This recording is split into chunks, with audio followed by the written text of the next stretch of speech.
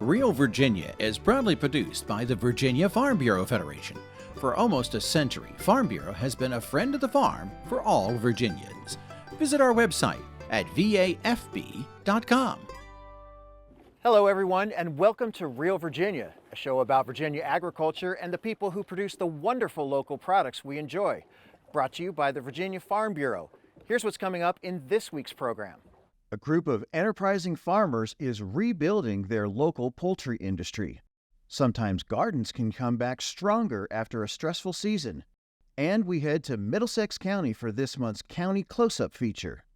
Home will always be Virginia, between the Blue Ridge and Chesapeake Bay, Atlantic to Appalachia.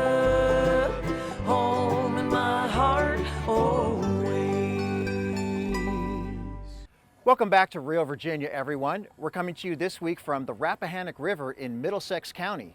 We'll have more from here coming up later in our County Close-Up feature. But first, let's go to rural Central Virginia, where a motivated group of farmers are working hard to save their farms for the future. In spring 2023, a national poultry company shuttered their chicken operations in Central Virginia. That meant the economic future for dozens of Central Virginia poultry growers was as quiet as these broiler houses.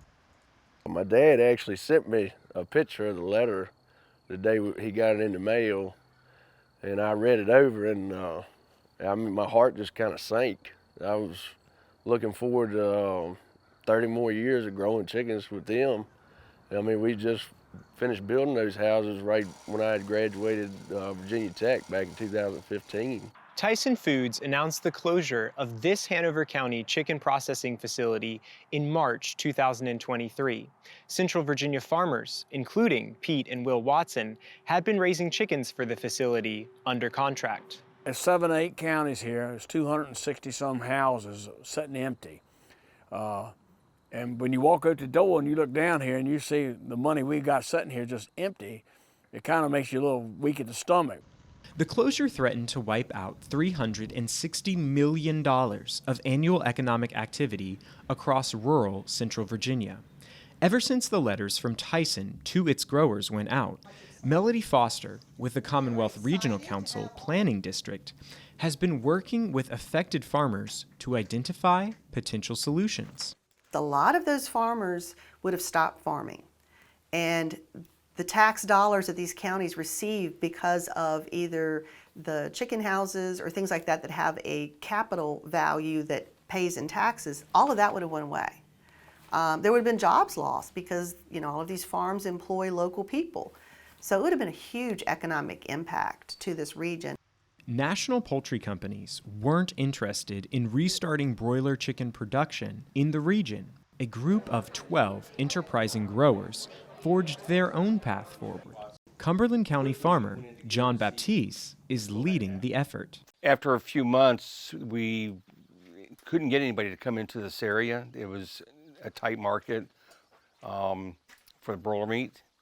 We reached out to Dutch Organics. They showed an interest in doing eggs in this area. We flew up there, visited with them, and over the next few months, talked, had some meetings with growers to see if there was some interest there, and there was enough to restart the co-op. The farmers formed the Central Virginia Poultry Cooperative in less than a year. Tony Banks, with the Virginia Foundation for Agriculture, Innovation, and Rural Sustainability, has provided technical assistance. The agricultural cooperative allows the individual producers the opportunity to gain and benefit from strength in numbers, whether that's for purchasing inputs, for the agricultural production, or if it's on the marketing side.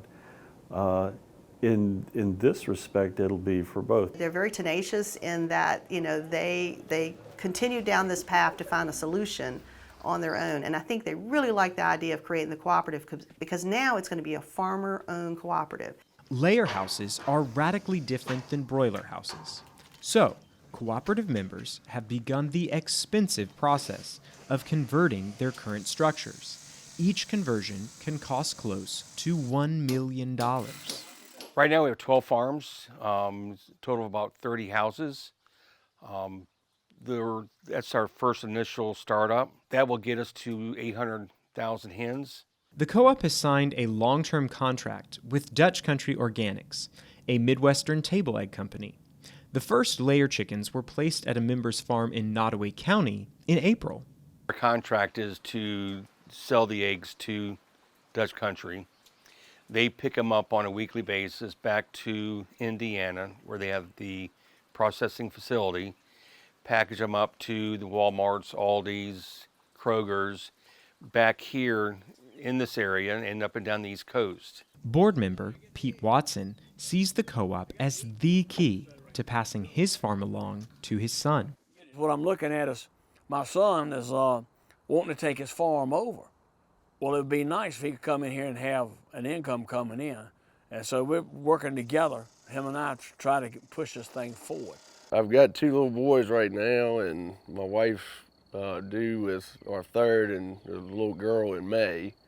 And I'm hoping at least one of them, if maybe not all of them, would like to do something with it. While the new cooperative is just getting started, the future for these Central Virginia chicken farmers is as bright as a fresh yellow egg yolk.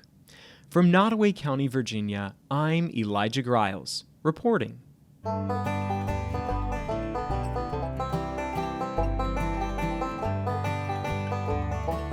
Poultry is the top economic sector of Virginia's farm economy.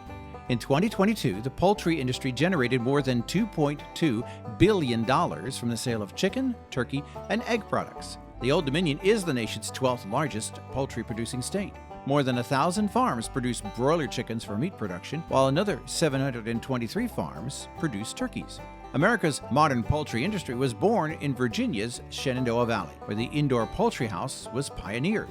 These operations allow for consistent animal protection and quality. They also help make poultry meat one of the least expensive protein sources in our diets. Hi, I'm Mark Viette.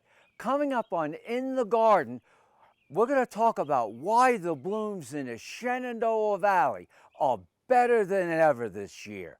Stay with us. Farming is a rewarding way of life, but it can also be full of challenges. If you or someone you know is struggling, call or text the AgriStress helpline at 833-897-2473. It offers 24/7 access to professionals who can support someone in need and help find mental health services in your community. Please make the call, because healthy farms depend on healthy farm families. That's 833-897-2474. Virginia's Shenandoah Valley suffered through a drought last summer. Mark Viette says sometimes plants recover stronger than ever after being stressed. In the Garden.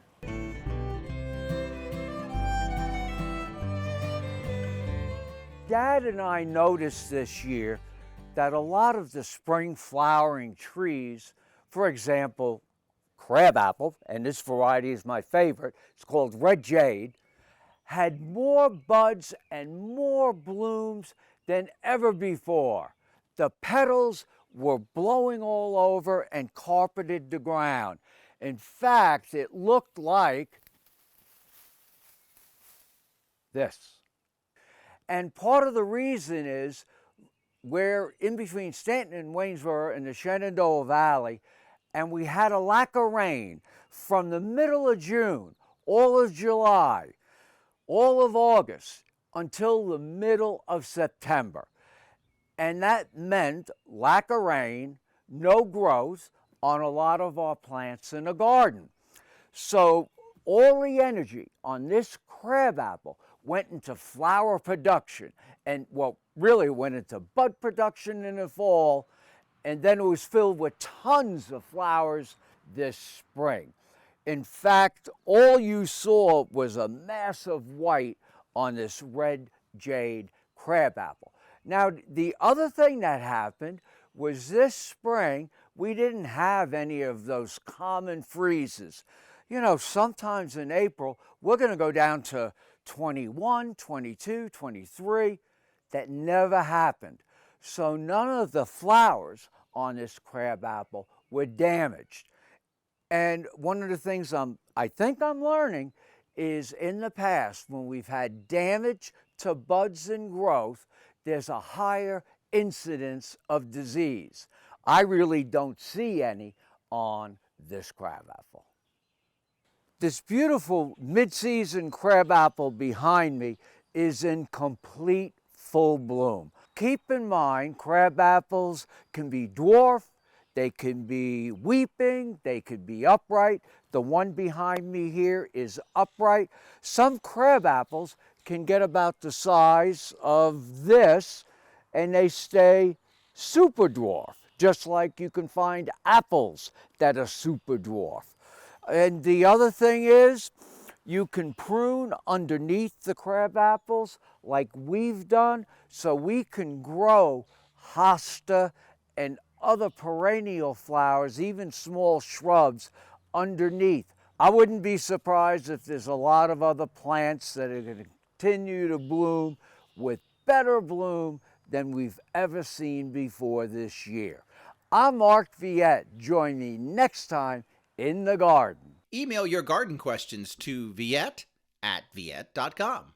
Hi, I'm Chef Tammy Brawley. Coming up on Heart of the Home, salt slabbed coffee rubbed skirt steak. We hope you'll stay with us. Every spring and fall, Virginia farmers and other motorists nearly collide on rural roads. Sometimes these collisions can be dangerous or even fatal when a car traveling 55 miles an hour suddenly meets much slower moving farm equipment. The odds of a collision shoot up. Farm equipment operators are required to display a slow-moving vehicle emblem when they're on a public road. When you see that, slow down. Give them plenty of space to do their job. This message brought to you by the Virginia Farm Bureau Federation Safety Advisory Committee. May means grilling season is fully underway. If you'd like to try a special treat for your friends and family, Chef Tammy Brawley has the perfect recipe in the heart of the home.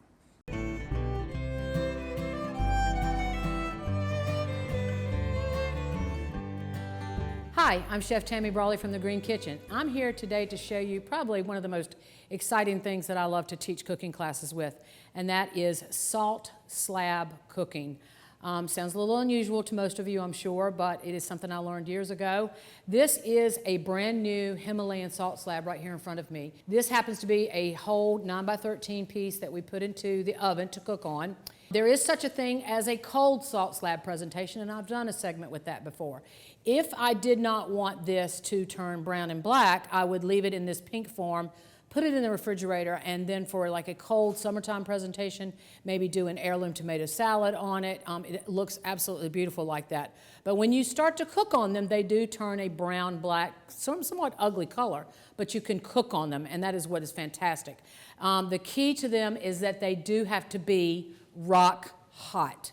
And when I say that, I mean this salt slab that we're going to cook on today has been in the oven now for almost about 5 hours. You want to heat them up with the oven. You don't want to put them in the oven and then 200 degrees, 15 minutes later, 200 degrees, no.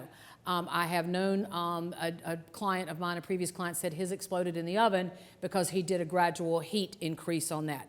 I have always done it this way, and that's put the cold salt slab into a cold oven, turn your temperature on at least 500 degrees, and let it warm up with the oven. Trust me on that process. Today's recipe is a coffee rubbed skirt steak. We are doing you might see the skirt steak here. It is very thin. Skirt steak is actually from the belly. It's between the abdominal muscles, below the ribs. It's one of my favorite cuts, if not favorite cut.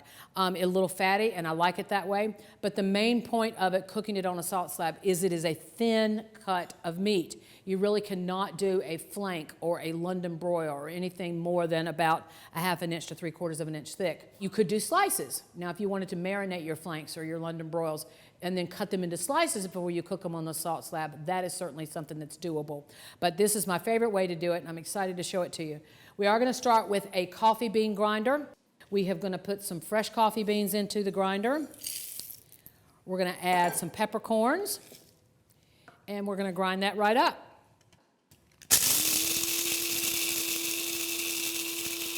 You need to get to the point where you really don't hear a lot of the grind going on, then you'll know it's fine enough.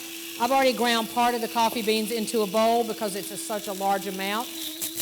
Adding the peppercorns to it as you saw. I can tell by the sound that it's ready. I'm going to take the grains out And again, part of that is just coffee beans and peppercorns. I'm going to add that to the mix there. I'm going to add a 1/4 cup sugar. I'm going to add a tablespoon of flour. I've cut the recipe down a little bit for filming purposes. Your recipe is going to tell you a little bit more than that. And we're going to come in and we're going to just mix the flour, the coffee beans, and the peppercorns, and the brown sugar. And I believe your recipe is going to call for either a Cuban bean or perhaps a Jamaican bean. Any coffee bean you want to use is going to be totally fine for this recipe. So now what we're going to do is we're going to take a little bit of olive oil and we're going to rub the skirt steak. Just going to coat it with my fingers. I'm going to turn it over and coat it again. The olive oil is very important for the non-sticking to the salt slab, and we're going to pull that out of the oven very shortly. There's two things I want you to notice. One is that I did not use any salt whatsoever in my seasoning. You don't want that because the salt slab is going to pick up the salt flavor.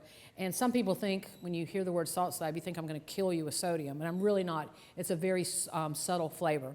So what we're going to do now is we're going to take the salt slab out of the oven and we're going to put it on this rack here. You do want to put it on a rack. It's going to be that hot that you would not want to put it on a countertop directly, either wood or granite or any of that. You do definitely want to put it on a sheet tray. So I'm going to pull it out of the oven.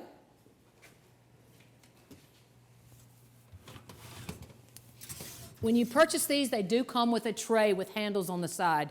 Highly recommend leaving it on that tray to put into the oven. Look at the big differences here. This is my cold presentation one.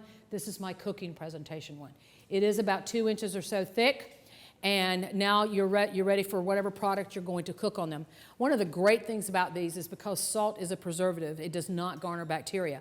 I could put scallops on these tonight and then tomorrow night put steak on them and there would be no cross-contamination because of the salt properties of the salt. Now, the other part about that I want you to notice about the skirt steak is we've got kind of a thicker end and then we've got kind of a thinner end.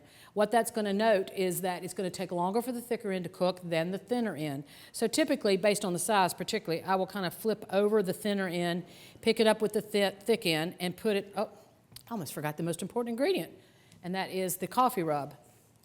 We're going to come back on top of that oil. Goodness gracious, I can't believe I almost forgot that. We won't use all of this. This is something you could then put in a mason jar and put in your spice cabinet and use it for another recipe.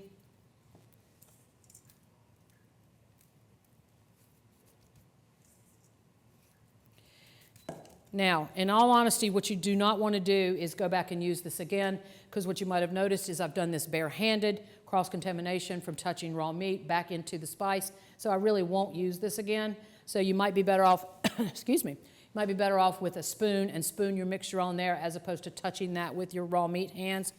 So there is our coffee rub skirt steak. Our salt slab is ready at 500 degrees for many hours in the oven, and now you're going to hear it sizzle. I'm going to move my pan out of the way.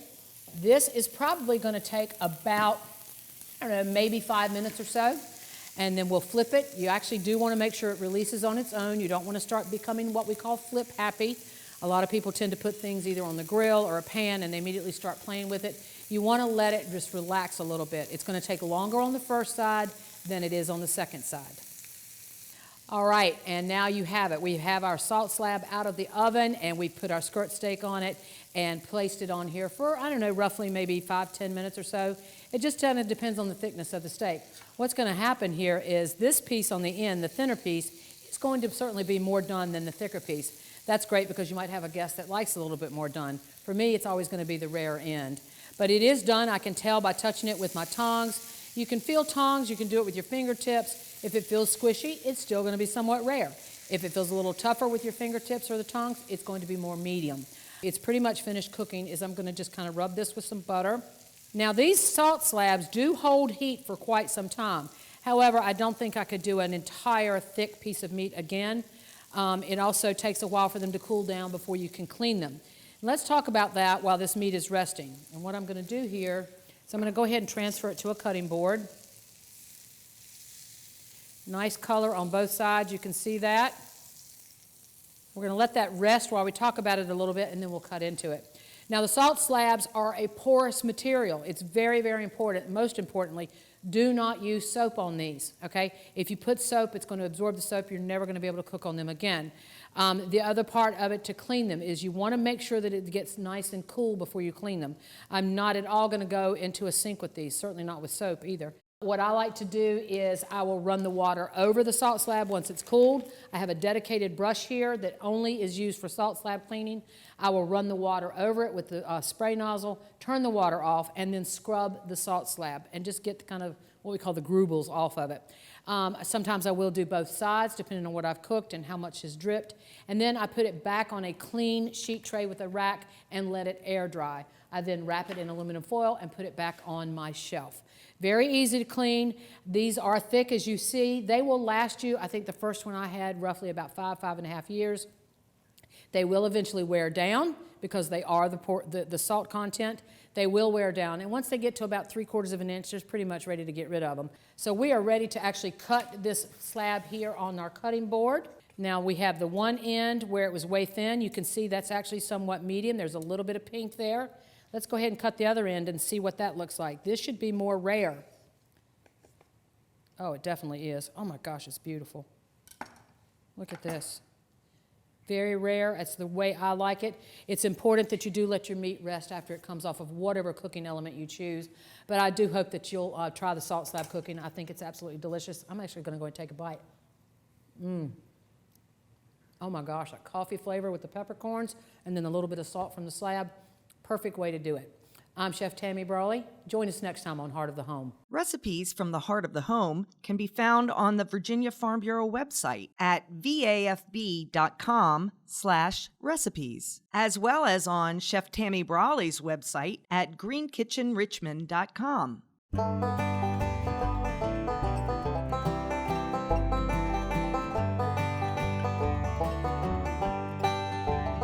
Cattle and calves are the second largest livestock sector in Virginia's farm economy. The Census of Agriculture estimates the sale of these animals generated almost $700 million for producers in 2022. Beef cattle are raised on 14,730 farms in the Old Dominion, and approximately 1/3 of these operations have fewer than 10 head. Cattle are raised all over the state, but production is concentrated in the mountainous western region, where grass pastures are a better fit than row crops. While most Virginia-born cattle are shipped out of state for further production, a local beef industry is also thriving. Located on the Rappahannock River on the eastern edge of Virginia's Middle Peninsula, some parts of Middlesex County were farmed as far back as the 1600s. Aquaculture is a big part of the local economy, but small grains are still the dominant agricultural product. Those small grains are helped by William Wright's limestone business, which he started 21 years ago. This truck is from Fraser Quarry out of Harrisonburg, and Wright sells the lime to his neighbors in Middlesex who also farm small grains. Farmers always take soil tests, and then it tells them what the pH is needed, and the lime is what builds your pH up. Not far from the quarry, Wright has a farm where he grows wheat, soybeans, and corn, and raises cattle. It's a family operation taught by his father and grandfather on this same property when they're not working on their own or when she isn't teaching yoga at her home studio. When I came along, a lot of folks were itching to get out of town. Most of everybody I went to school with moved, went to college elsewhere, got jobs elsewhere. I also did. I moved away, went to college, but I've always loved it here. This is my home. I've been here my family goes back several generations, and so I love the actual land here. I feel very connected to it, and I really want to instill that in my son, which I think is happening organically. He loves it. He helps with the farm as well. That love of the land is also evident at Corbin Hall Farm. It's massive, sitting on 2,000 acres right along the edge of the Rappahannock River. It's the site of the first Virginia Ag Expo. Today, Ronnie Russell grows grain on the farm along with his chief lieutenant, Evan Perry. Both were introduced to this farm at an early age. When I moved here, I was 12 years old, and back in the early 60s, a 12-year-old went right to work like everybody else. Every afternoon when I come home from school, and during the summers, all my friends would be playing ball, and I was picking up roots. And that was my ball playing, was throwing roots in a trailer. I didn't live directly on the farm when I was a child, but I was here with my grandfather every day doing whatever he did, you know. And he was mainly retired then, you know, so we worked his garden also, but we were always up at the shop doing something. You know, I was in the tractors with Uncle Ronnie and the rest of the guys that worked here. Just involved in it, you know, completely from a child, and, you know, never really wanted to do anything else. Corbin Hall has a mix of riverfront property, 1,600 acres for grain farming, and plenty of pasture for cattle. There's even an eagle's nest near the top of a cypress tree. Those who work here say you can see them flying nearby if you're patient. According to the latest Census of Agriculture, there are 70 farms in Middlesex County, covering 19,164 acres. The market value of all agricultural products is $11,178,000. Crops bring in the most money at $10,642,000. Of that, $9,662,000 is from grains such as soybeans, wheat, and corn. Hay and other crops account for $199,000. Livestock accounts for $537,000, split roughly halfway, with cattle and calves bringing in $263,000 and aquaculture delivering $228,000. According to Virginia Cooperative Extension, Virginia is the #1 East Coast state for oyster aquaculture, and over 40 million Virginia oysters are sold each year.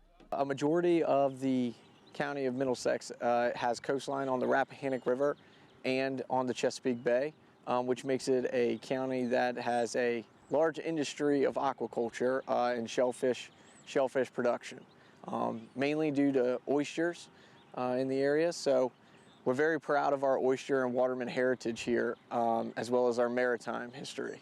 Rappahannock Oyster Company has planted 9.3 million oysters near their dock in the Rappahannock River for total sales of $5,100,000. Emily Sprague manages the oyster nursery on the dock and on the water. The farm has cages at the bottom of the river as well as the ones seen here floating at the top.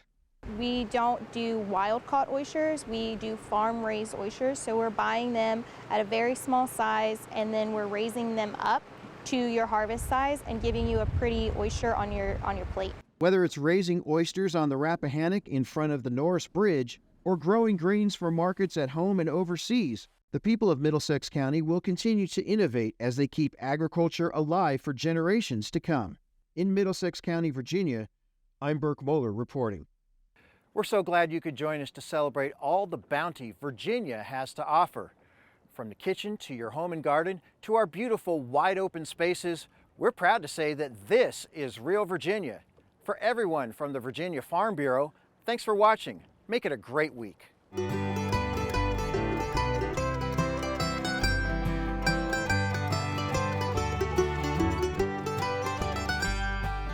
Home will always be Virginia, between the Blue Ridge and Chesapeake Bay.